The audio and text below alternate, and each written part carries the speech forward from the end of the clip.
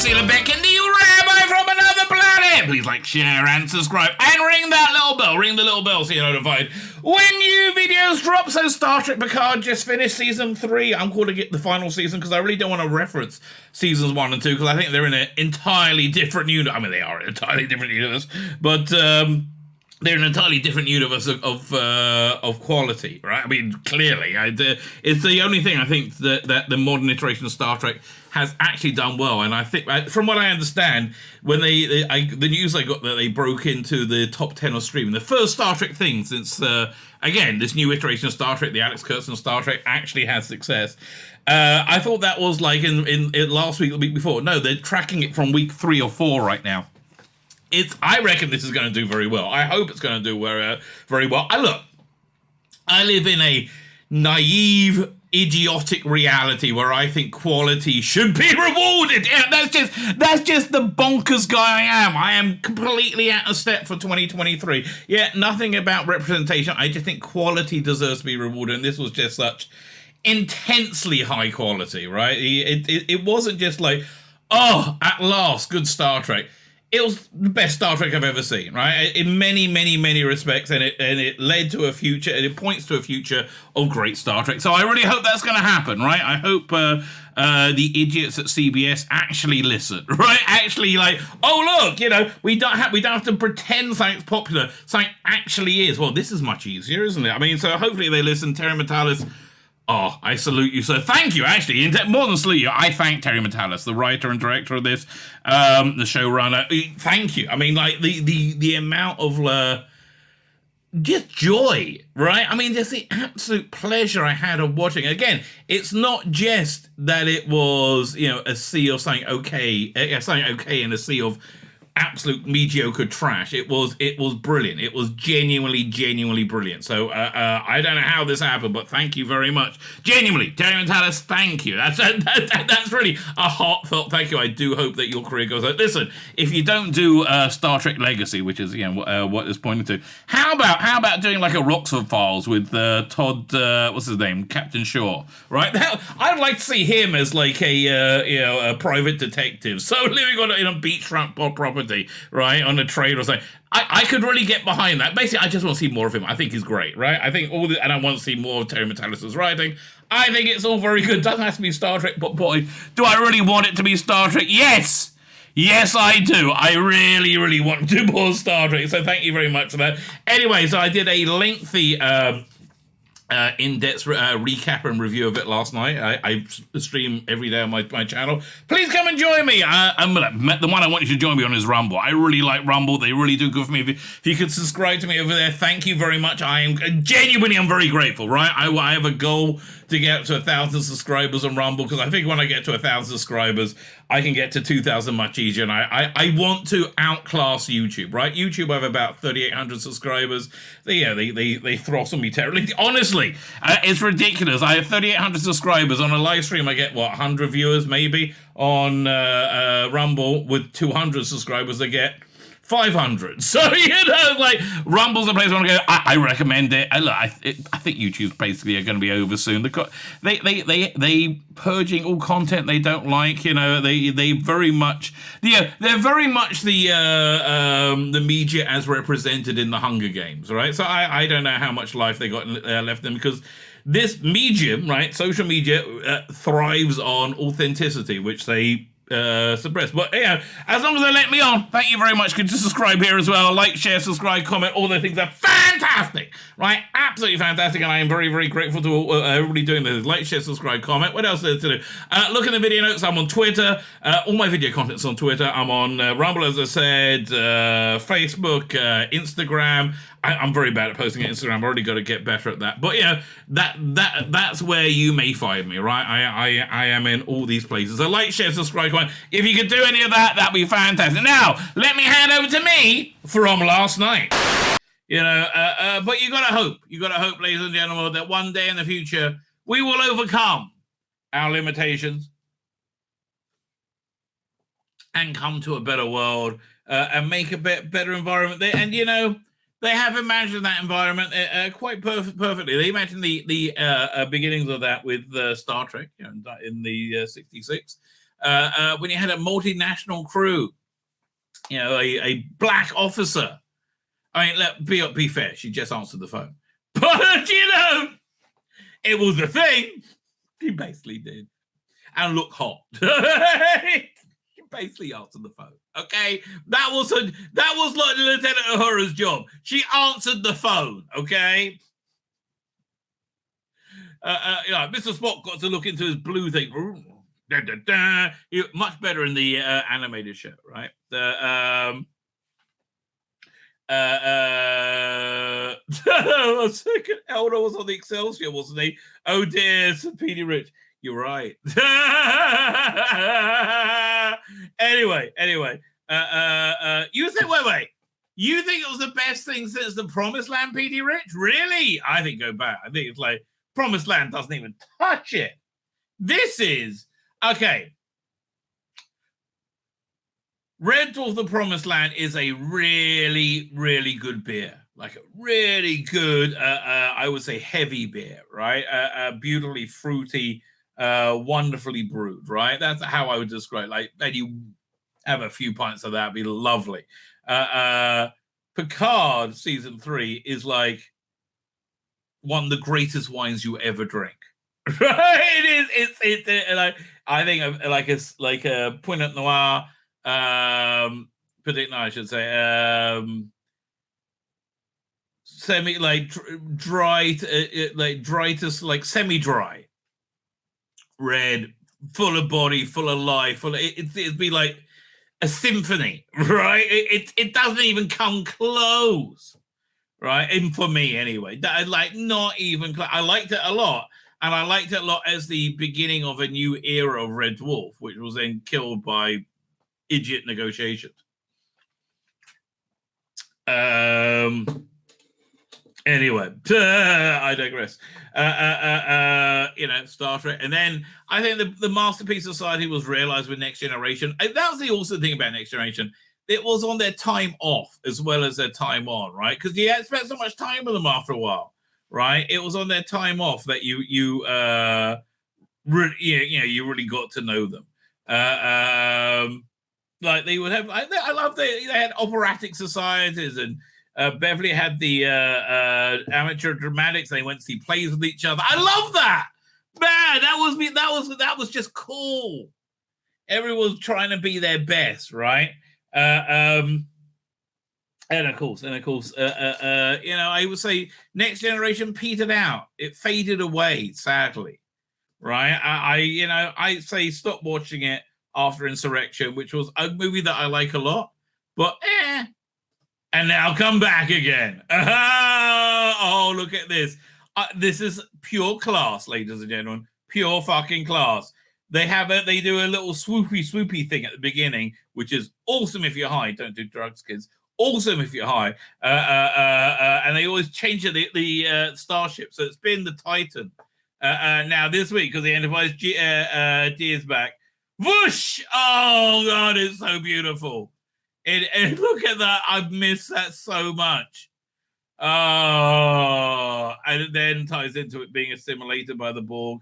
Wonderful, right? Just absolutely wonderful. Again, every pore of this is perfect. It's absolutely perfect. Then we're is this previously? Oh yeah, previously. Oh my God! But then look at this. Oh my God! You're right straight back into the TNG opening. Oh God! I think if I didn't cry there, I nearly cried. And then the Enterprise comes back. Oh, and then fuck me. Well, who's that? We get the president of Earth saying, "Oh, do not come." This is President Anton Chekhov, right? There are all his possibilities, right? I love that he's president. I like him being name checked. I like him being in it. It was very cool. I tell you, if this was disconnected with an understanding and love for Star Trek and Star Trek Next Generation, it would be member bearers. It would be member bearers thrown in out of desperation. Tied in with a knowledge and love of Star Trek, it is the absolute opposite, right? And you can so tell the difference. I've my roommate from rabbinical seminary visiting me this Sabbath, right? And we watched episodes 9 and 10 together. So good. It was so good, right? And he's like, I don't understand. Why did they do that in season 1 and 2 and this in season 3? I don't understand. I don't look, mate, we're all asking the same question. But yeah, President Anton Chekhov, Captain, they put creatures in our bodies. And again, look, listen, the messaging of idiot children, their woke mind virus. Oh, it's wonderful. It's just wonderful. A young have turned on us. Yeah, we noticed here in 2023 too. I'm going to tell you, mate. What can I tell you? But yeah, great little mention of Chekhov there. Doink. And we're on the Enterprise bridge. Oh, it's so good.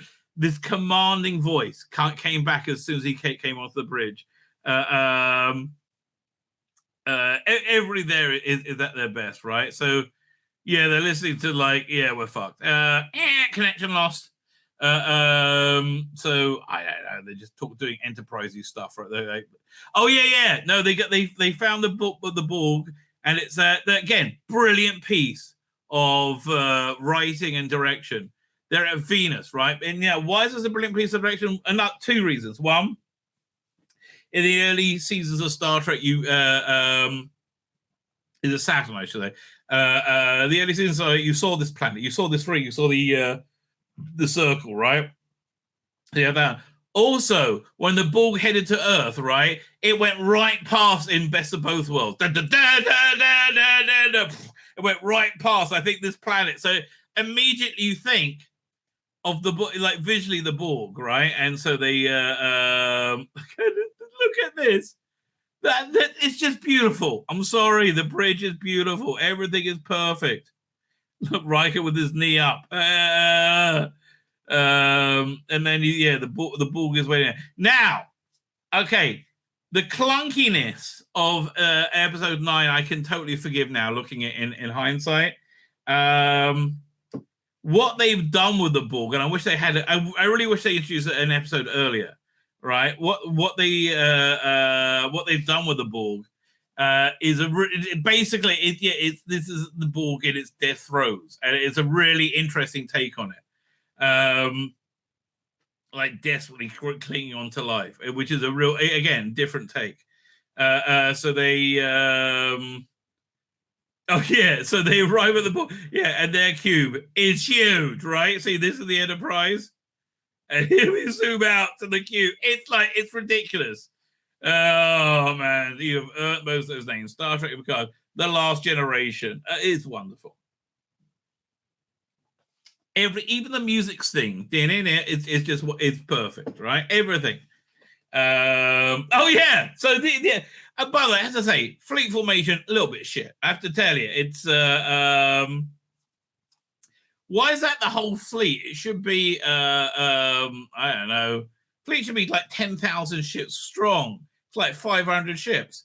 And also, I can't believe that Starbase is so big it can hold out so much.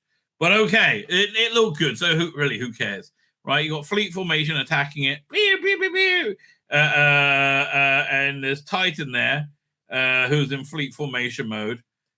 Fine. So we got 7 of 9 and a few adults left. Go and try and retake the bridge. They've invented this new gun, this teleport gun, the transporter gun, I should say. You fire it at something, and they transport her over somewhere.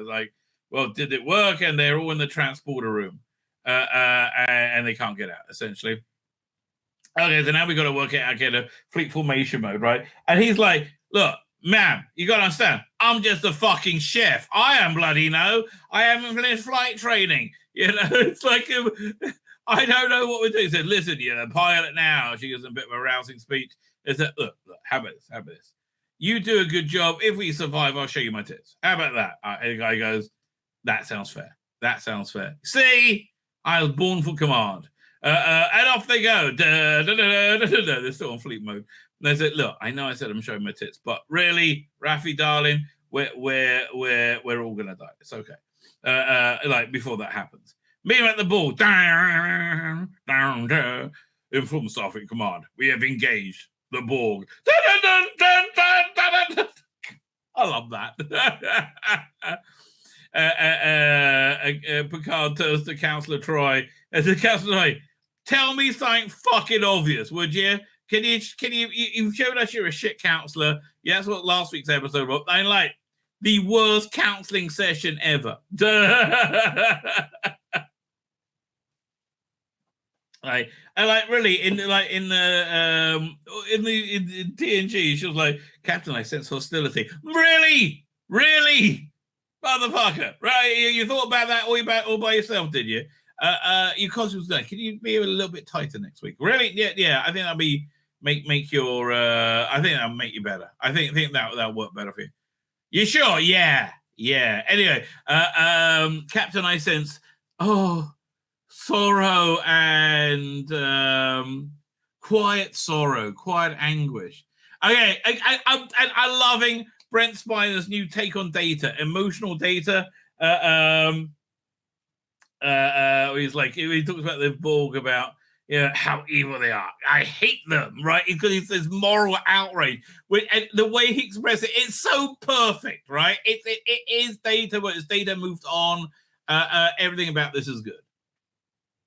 So it's like, well, we're going to try and find him or something. It's okay, well, we could do a scan or some shit.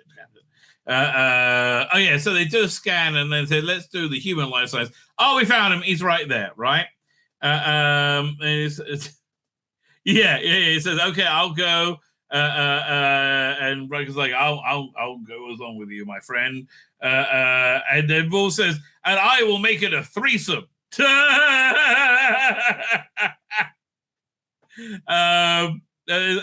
Riker's like, I lost the slides.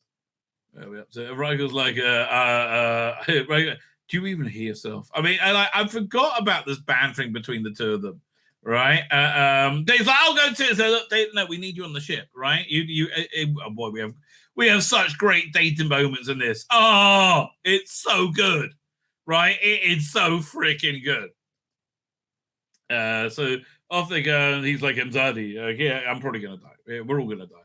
And Picard is great in every freaking scene. Patrick Stewart nails it. For the first time, I feel like I'm watching Picard. This season, obviously, but here, it's so authentic. Because the whole plot of this is him becoming a father, taking on fatherhood, and he taking on with the same seriousness as he's taking on being a captain. That's why he's putting being captain. Like that's the overarching arch of this story about Picard becoming a father, right?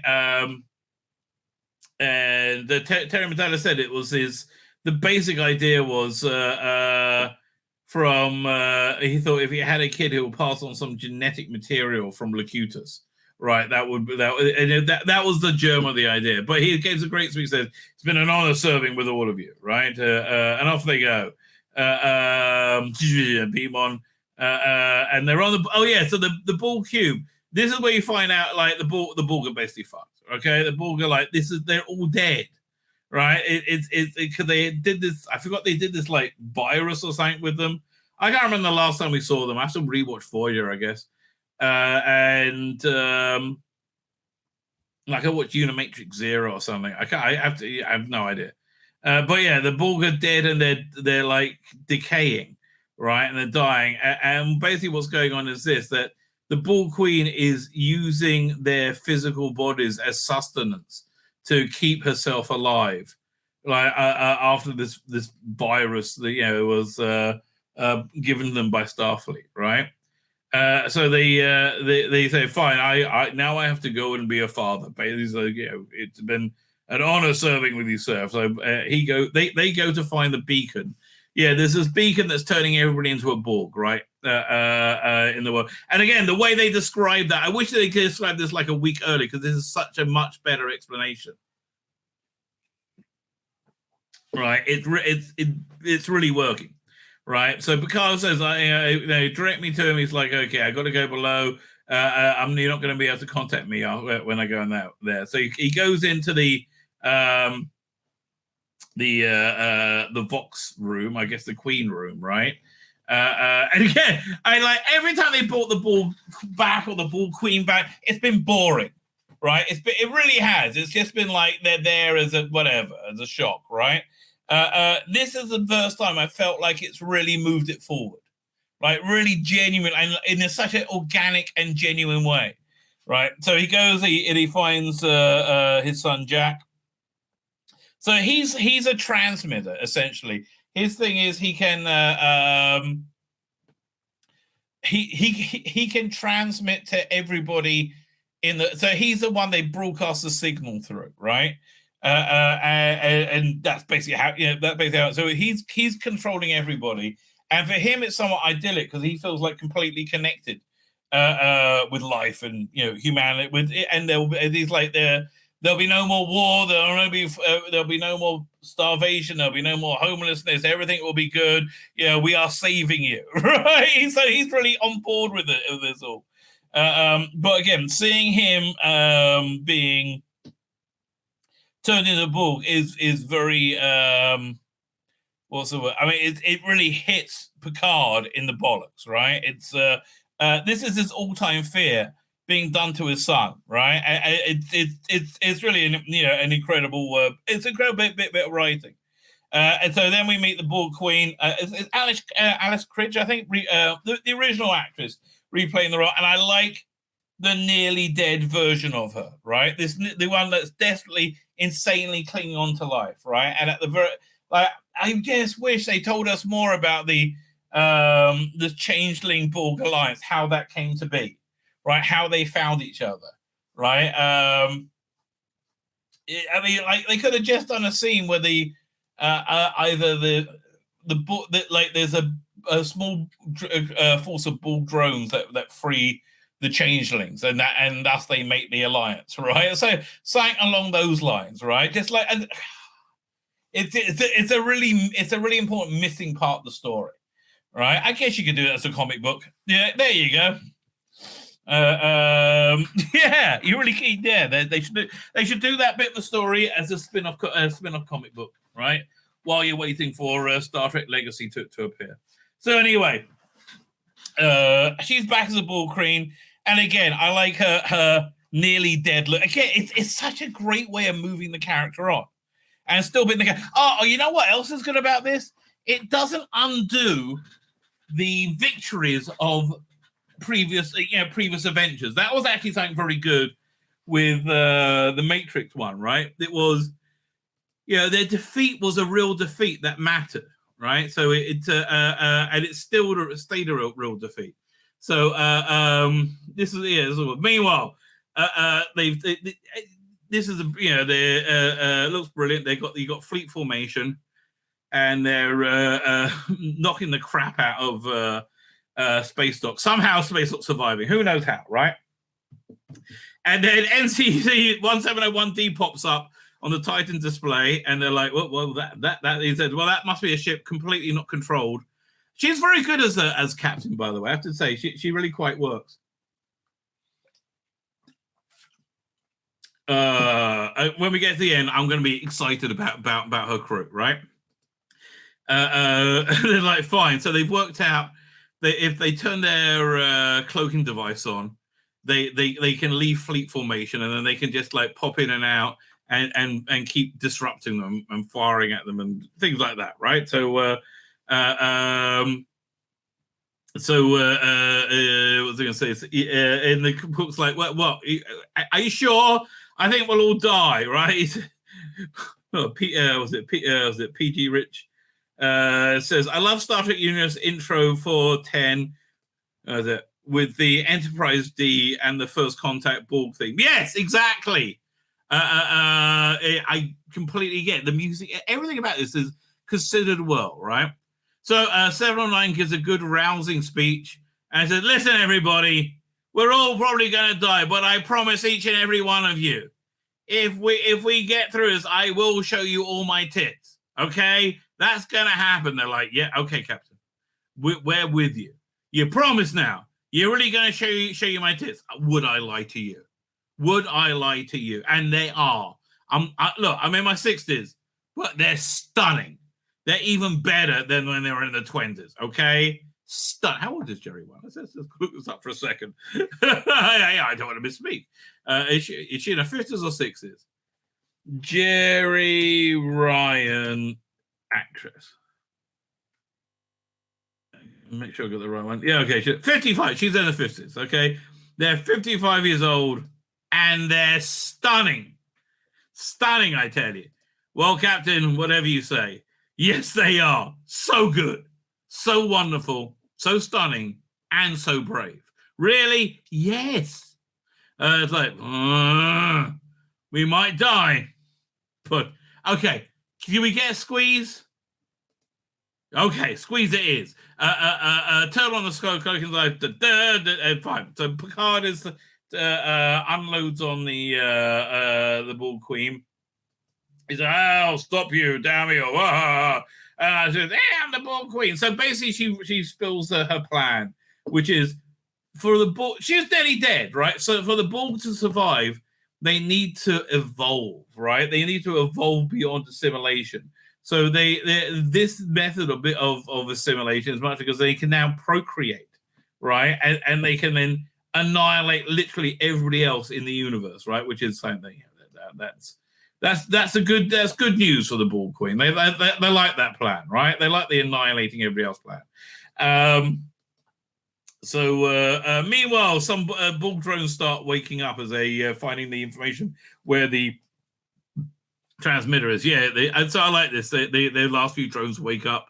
Yes, fantastic visuals are the fantastic visuals. They keep appearing in strafing runs and like firing away, and it looks awesome. I wish we saw a Defiant class ship, but yeah, it looks awesome. They're like firing everything from the Titan before recloaking.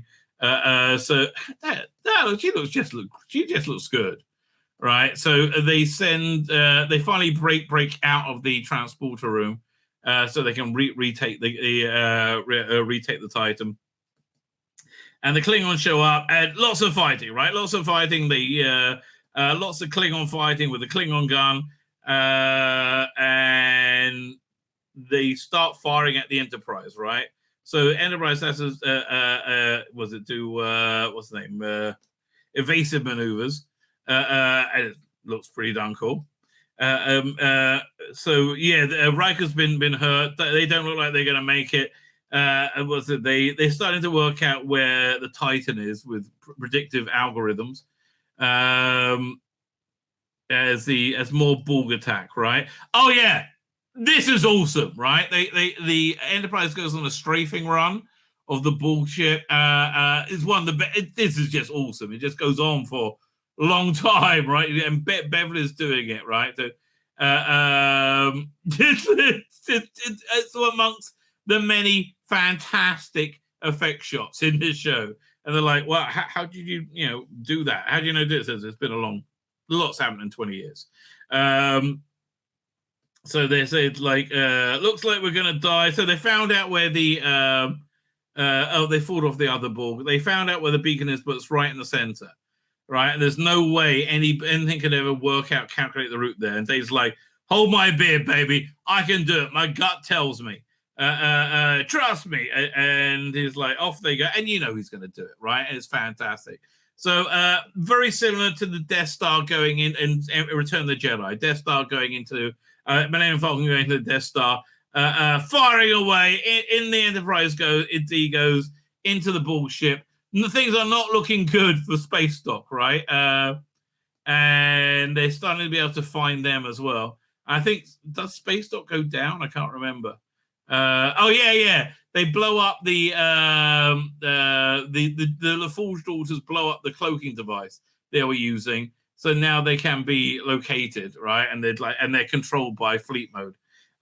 Death Star trench run. No, the one inside it in Return of the Jedi, right? And there's a lot going on here with Picard tries to unplug Jack, but she's like, you don't understand. He's my son. He is home, right? You're not his father. The collective is his family, right? And you got the and this so they're taking them over, and there's not much they can do. They destroy space. So it says, okay, they target all the major cities on Earth, like New York, London. I can't remember. They mention a lot of them. Meanwhile, flying through, scant moments ago before the annihilation of humanity, flying through, they come to the beacon, right? And this is what they need to blow up to stop everything. And so, but wait a minute, it's integrated into the system, which means if we blow it up, the whole ship's going to blow up and everybody on it's going to die, right? It says, well, so she says we got a choice of either saving, either killing everybody in the universe or killing Riker and Picard. I guess we have to do it, right? Or killing Picard. So it's fine. We don't have a choice. Riker's like, I'm not leaving. Right, I'm not leaving. I'm staying with Picard to the end. Right, and she's like, I just knew you were going to do that. Wolf comes along too. Wolf, by the way, in his big sword, he has a gun hidden, and Riker's like, "What? Why didn't you use a gun? What's wrong with you?" He said, well, "Swords are fun." So meanwhile, he's trying to get in touch with Jack, but he can't get through to him. So he's in this brilliant writing. I'm telling you. Terry and Metalis, but in writing, has knocked this out the park in a way that I can't think anybody's ever done before. It's brilliant writing, absolutely brilliant writing. He takes the Borg conduit and he assimilates himself, right? He assimilates himself so he can go and talk to Jack. And they reuse footage from First Contact and Best of Both Worlds. Is fantastic, although I do recognize those from First Contact, right? As he gets reassembled. So then he finds Jack in this like world of complete of all these voices, and he feels very happy here and connected here, and he feels at home here. And he's like, and Picard tries to like talk him around, and he's like, but it doesn't really work, right? So eventually, he's like, okay, I guess we got to do our attack run. They blow up the thing, and they haven't got long to go. So a chain reaction starts, right? And they they find Wolf and Riker. Oh yeah. Meanwhile, this is the center of the whole episode. This is the center of the whole series. Actually, this is Picard saying, if you won't leave, I'll stay with you because I'm your father and I love you, right? I want that connection with you. Right, and that's really what it's all about. And they hug each other, and it's okay. Pure Star Trek, right? This is pure, complete Star Trek. It's about the human condition, the human connection, right? Make it a threesome. It's like the human the human connection between one another, right? In the midst of this intense science fiction. That's really what it is. It's like the basic raw humanity in the science fiction setting, which is what this is. And he suddenly flashes through all the moments they had together, which aren't many, right? And he wakes up, and she's like, "What are you doing?" And he pulls the thing out of Picard, and they're back together again. And it's the loving father and son that saves the day, essentially. And she suddenly emotionally picks up on him, right? Because I think he's moved by what he sees. And she said, "I know where he is." And they fly the Enterprise. Again, one of the all-time great visuals in Star Trek, right? This is the all-time great visuals as they look up in the air, and here comes the Enterprise, flies overhead the D. Oh, God, it's so beautiful. It's so beautiful. And this 360-degree shot, and you see them laughing with each other as it's happening. And then they beam up, and it's the perfect TNG beam up from a different angle that you've never seen before, right? And they get Riker and Worf. No, and the assimilated people stop being assimilated. They storm the bridge, and all of a sudden it blows up again. Great Borg explosion. One of the great Borg explosions of the Borg explosions. This really is a Return of the Jedi of the Borg explosions. Yeah, I do agree. Boom! It blows up, and you just see the Enterprise fly out. See if I can see it. Oh yeah, it's over here. This white, that thing over there is the Enterprise. Okay, so watch that. Doink, yeah. And as it flies around, you see it because it was in a shield bubble. Again, this is just perfect Star Trek. It really is. It's giving us everything we want after giving us a genuine emotional story.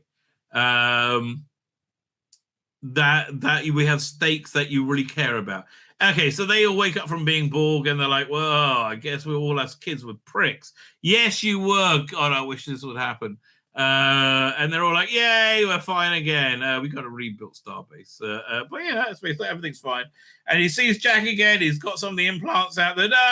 We're all cool. You saved me. Imzadi. Oh. And their marriage is back together. They're reinvigorated. So basically now this is after credit scenes, right? Essentially for a long time. So they say, hey, Titan, we're all okay. Yay, we're all okay.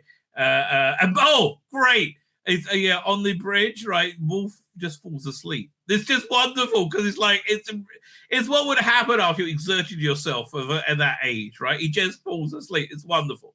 And they've reunited to become a family. I think he's moved on from being a captain, right? I think this is a genuine evolution of the character away from being Captain Picard into being Picard, right?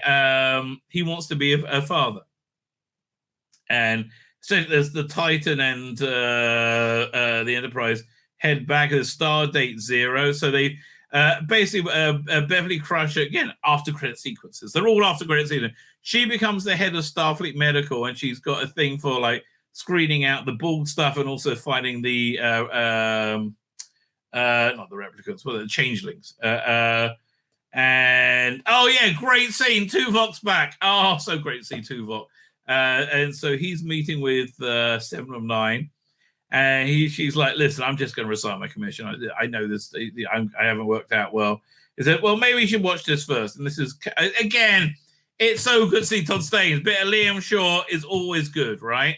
So it's his evaluation report about her saying, listen, she's insubordinate. Don't listen. One of the bravest and best officers I've ever served with. She should be absolutely elevated for captaincy at the end, at the beginning of this tour, at the end of whatever. He's like saying, so your resignation is refused, Captain 7 of 9, right?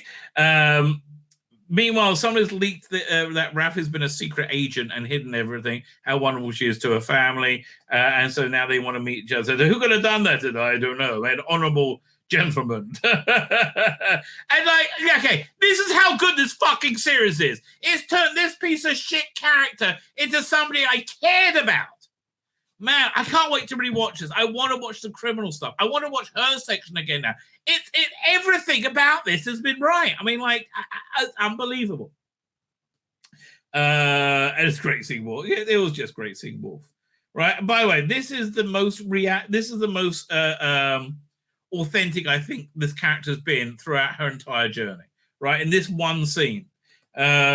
So this is great. This is fantastic. Data, now emotional, is having a counseling session with Deanna Troi. She's like, okay, so we just got an hour over. We got to wrap up. So, yeah, okay. So, yeah, have a good day. So, fine. And he goes, oh, yeah, but I have thinking, like, I saw somebody feeding a cat and I cried and this and that. So basically he goes. And then Riker's comes in and said, how you doing? He's like, yeah, okay. He said, is he still a basket case? So 1 year later, right? 1 year later, back at Starfleet Museum. They kind of should be using this as space dock, I guess. You got, I mean, could they rebuild it in a year? I don't know. Don't know what the build rates are in the Star Trek universe. Back in the Enterprise, we have a farewell scene to the Enterprise D saying it's fine and maybe we'll see it again. And Major Barrett signs off, or the lights turn off. It's the farewell scene amongst many. Meanwhile, in clearly a very quickly rebuilt space dock, they head over. They take Jack is now a Starfleet officer, and he's like, I don't know, he sounds like he's a lieutenant. I'm not sure. And he's going to his first posting, and they're like, it's like nervous. Like, well, I'm not nervous for me. I'm nervous for you. Oh yeah, first they talk about how he's been accelerated through Starfleet. It's a great honor. It says, well, it's just nepotism. My name helped a lot, I'm sure. It says, no, son. This is a great line. No, son, this is all on you, and I'm proud of you. As a father, this resonated with me because there's many times that I wanted to say that. I've said that to my kid. I think I felt that to my kids. I would tell them, nah, keep on their fucking toes, or so I say.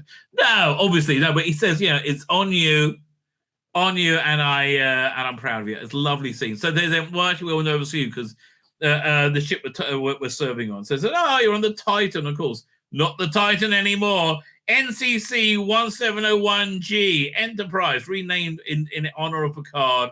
This is the ship he's going to be serving on. So he goes to sit in the command chair. What's he doing? And then 709 turns up with Raffi as his first officer. So this, again, is so indicative.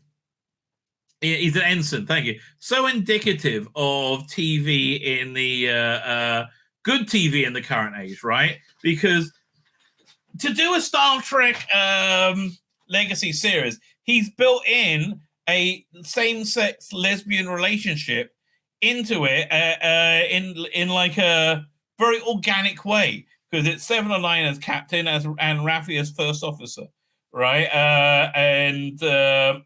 So he's like, okay, what's my station? Do you want me on tactical? Do you want me this? Do you want me that? I could do this. He can basically do anything, right? But again, the chance of this series getting made now is so much stronger because of this bullshit. But it's done in a way that, for me, works, right?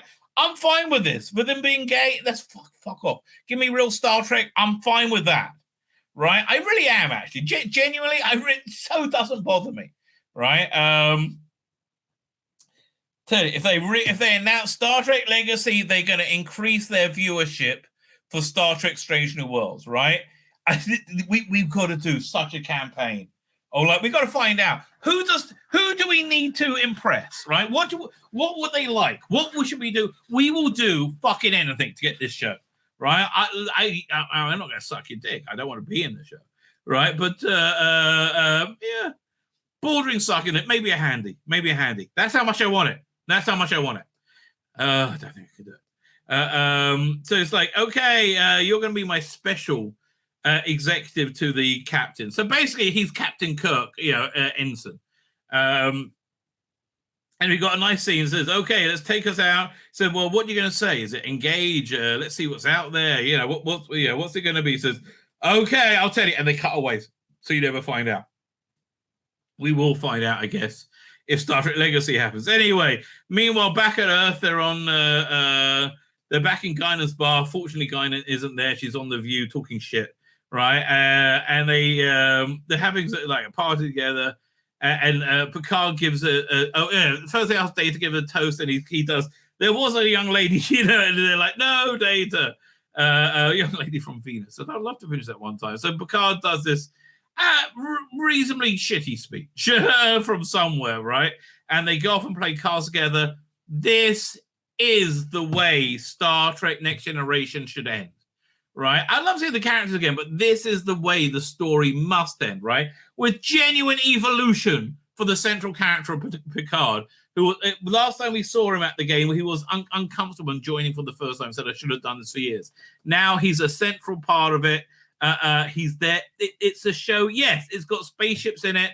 It's science fiction. It's a show about human friendships and bonding and family, right? That is why the ending it on the a card game is just perfect, right? It is the group of friends.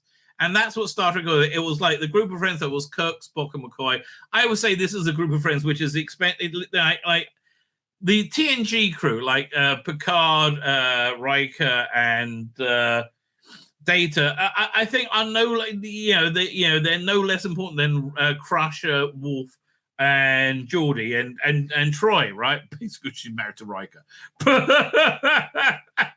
But that's basically it. But again, ending with them on this game of cards, this is the perfect way to end the show, right? To end the the truly wonderful piece of science fiction we had in our lives that was Star Trek Next Generation, right? Absolutely fantastic. There can't be any more, right? It's too good. Oh my God, there's more. After credit sequence, it's the guy's unpacking, got pictures, and then Q turns up. Oh, they ignored this stupid plot from season 2. And he's like, well, what do you want? It's like, I know about you. I thought you were dead. He's like, oh, that's so provincial. But you told my father that the trial of humanity is over. Says, no, I said his trial is over. Yours is just beginning. Yes, give me this show. It's so good. Oh, it's so good. It's so freaking good. The promise of this show looks fan-freaking-tastic. Please, Terry, tell us what you need, right? Tell us what you need for Star Trek Legacy to happen, right? It's all dependent on fan response, which we're going to look at right now, right? Here we go. Now, first, let's look at the... 1 second. There's a story of it here, isn't it? Where is it? Fine. So he's actually going to mention Roe a couple of times. And doink. Yeah, and then I think we'll look at the Star Trek Strange New World Season 2 trailer. Star Trek Round reveals cutscenes, finale cutscenes. What is article? Yeah, we know. It's a bittersweet time for Star Trek fans with the finale of Star Trek Season 3 upon us. It's not bittersweet. It was joyous. I'm sorry. It was absolutely joyous, right? Because it's been so good. Yeah, I would describe it as joyous. Fine. Speaking to Variety producer Terry Matalis said there were some things the team behind the series simply didn't have time or money to shoot. So tell me more. In the first iteration of the script, we had discovered that Ro Laren had in fact survived and beamed onto a shuttle was being used by the changeling for information. It was already too ambitious of a schedule, so we weren't able to pull that off. We had a scene where data-based with the database android from season 1, Soji, and Data, as they were not which we were not able to shoot. We wanted to have some more Voyager folks come by to be part of 709's promotion to captain.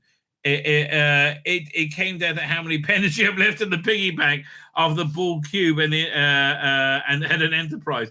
You know, listen, you're fine without Janeway. They hated each other anyway. Okay, well, she hated him.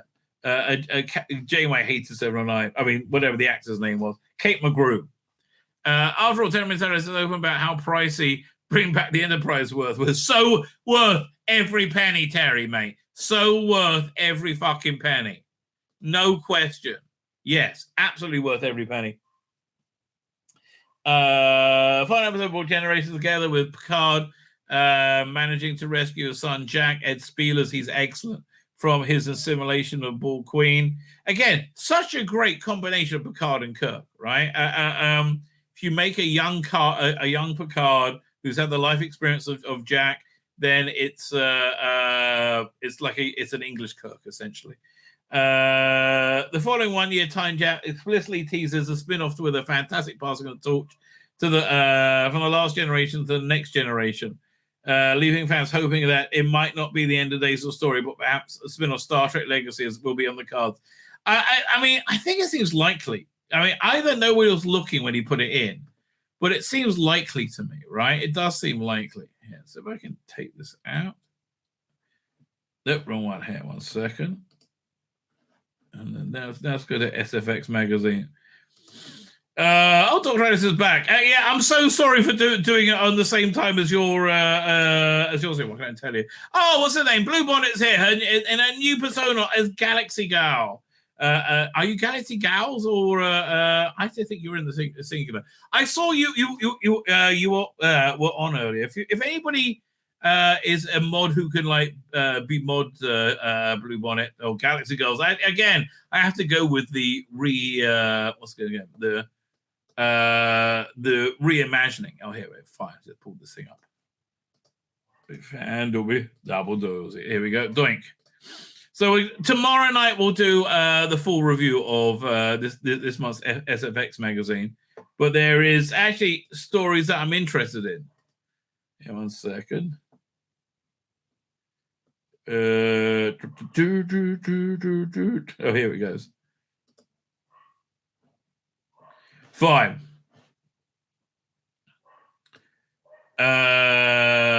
Okay. So how long has showrunner Terry Matalas had this epic storyline in his head? A while, he considered, but I never thought it would be anything I would ever be anybody would ever let me write. Thanks. How you came to this position, I don't know. It's incredible, right? Incredible. It was just always this idea percolating in the back of my head that if Picard ever had a kid, he would have passed on Locutus gene. Yeah, I think that's a very clever idea, right? I do think that's a very clever idea. At best, I thought it would be a comic book series I could write someday. Yeah. Yes, it was Borg or the Borg all along. We've been hiding in plain sight. Well, there was they mentioned stuff I noticed straight away. Very first dialogue in the entire season was a log entry from Best of Both Worlds. Yeah, I totally know that. I said it's going to have something to do. How does Terry Matalas feel about the fan campaign to make Star Trek Legacy, his idea for a show that will continue exploits of the former Titan crew, a reality? I mean, I love it. Terry, tell me what you want. We got to send Red Vine somewhere. We did that for Fringe. Tell me what you want. It will freaking happen, mate. It will absolutely happen. What am I gonna say? And this would be it. He said the final of the final setup. Shaw does not make it out alive. However, here we go. We do have plans for a Shaw character. What does that mean? Specifically, Todd Stashwick, I would say, to be part of Legacy that I can't talk about. But we always knew that we would never do that show without Todd. Okay, because you need it, right? So we had plans in place for that, should it ever happen. But there's nothing in development, unfortunately. Whatever we got to do, mate. Whatever we got to do. So I think we'll go with this article maybe tomorrow. Then he goes over every episode. He gives a quick blurb about them. 1 second. Cast reaction to sets, right? On the day, it's basically what you would think. Hey, what's the next? Do we say anything more about Legacy? On killing Legacy characters, okay. It's nebulous whether or not Admiral Shelby dies or not. I saw her get shot on screen, mate, okay? What do you want me to tell you? Ensign Rowe, they said they have a thing they could have brought it back as a plausible. You didn't say blow up. Bringing back Shelby was a real treat, but Elizabeth Dennehy was just unbelievable professional and had a great monologue. Yeah, and she was good with all that. I agree with you. And just had it down pat from the second one. I wish we could have done more with her. On Sir Patrick revisiting the Borg. In this context, he was open to it because it was about his son. 100%. You came a story, right? You came up with a story. Oh, a story with characters that we know and love. I mean, this. Yes, this did what no other Star Trek could have done before. Forget Starfleet Academy nitwits. Just this. Where are we up to? Okay, fine. And say Bull Queen, blah, blah, blah. We pass it on generationally, a generational trauma about one generation was the next, but I think it's different kind of story. The Borg have a similar thing too. For the Bull Queen, she's kind of maternal over Jack too. Yeah, she is his future. She is his progeny, right? From her perspective, that's her son. If he hadn't assimilated Picard back then, this new evolution of Borg would not have happened. And it was not her intention. It was kind of an accident. So from her perspective, this is her kid too. I hear it. Okay, on the future of Picard. So again, these shows are expensive to make. They currently have 2 shows: Strange New Worlds and Starfleet Academy. I think Paramount will have to justify a third, or have to financially justify a third. How about it's the only one that we want? right? I mean, I like Strange New Worlds, but we don't need Starfleet Academy, right? It's the only one that we want. So unless the fans are convinced them otherwise, there's certainly a point of view. That's certainly the point of view at the moment. Let's convince them. On the plans for the future, from the beginning of the season, I said, how amazing would it be to end with 7 of 9 as captain of the Enterprise on Raffi in the first offer, the number 1. Obviously, it means their relationship would have to be put on hold. Yes, please. For Starfleet regulations, which would upset some fans.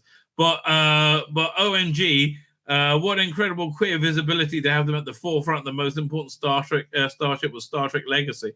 Good salesmanship, sir. Selling to the weirdos. I like it. Yes. Yeah, come on. For Jerry specific, so we discussed that. We all knew that would be our North Star. For Jerry specifically to be able to tell that journey, to be able to get her in the chair, and by God, doesn't she look like she belongs there? Actually, it's true. She has a Kirk leader swagger. She kind of does. I agree with you. There is more suited to the. There is no one more suited to the captain chair than Jerry Ryan. It absolutely demands its own show. Yeah, please, sell it, baby, sell it. I feel good. I feel good to be able to have that happen.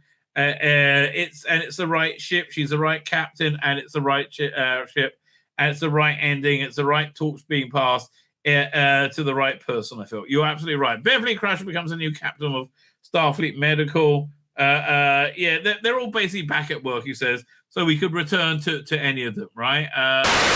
My name's Tzvi Lebetkin, the Rabbi from another planet. Please like, share, and subscribe, and ring that little bell. Ring the little bell so you are notified when new videos drop.